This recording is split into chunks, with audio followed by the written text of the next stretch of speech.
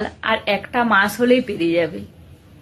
যখন একটা বছর শেষ হয়ে আমরা আরেকটা যখন নতুন বছরে যাই, তখনও কিন্তু যে বছরটা আমরা পার হয়ে আসি সেই বছরটার জন্যও প্রচুর মন খারাপ লাগে। কারণ এই যে বছরটায় আমাদের কত দুঃখের কাহিনী আছে, আমাদের কত সুখের কাহিনী আছে, সেগুলো আস্তে আস্তে পার হয়ে যায়। তখন মনে হয় যে আমরাও আস্তে আস্তে আরো বেশি বয়স আমাদের বেড়ে যাচ্ছে, বিভিন্ন ধরনের আমাদের চিন্তা হয়। আবার 2026 সাল যে আসতে চলেছে, সেই সালটা কেমন হবে।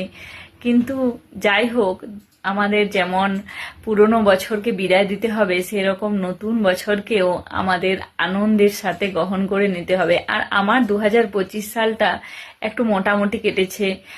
এই সালে আমি আমার দাদুকে প্রায় শেষ মুহূর্তে নভেম্বর মাসে হারালাম। এটা আমার একটা জীবনের খুবই দুঃখের একটা জিনিস। আমি এখানে এই বছরে আমি প্রচুর কষ্ট পেয়েছি, আর আমার হাতেও প্রচন্ড ব্যথা লেগেছিল, সেটার জন্যও আরো বেশি কষ্ট। কিন্তু এই বছরে 2025 সালে যে দাদুকে হারাবো, আমি এটা একবারও ভাবিনি। এটা আমার খুব খারাপ লাগছে যে 2026 সালে আর দাদুর সাথে কথা বলা হবে না, আর দাদুকে দেখতে পাবো না। যদিও আমি বিশ্বাস করি দাদু সব সময়ে আমাদের সাথে আছেন, কিন্তু 2025 সালটা আমার মনে থেকে যাবে। এটা একটা প্রচুর দুঃখের সাল। এই সালে আমি আমার দাদুকে হারিয়েছি।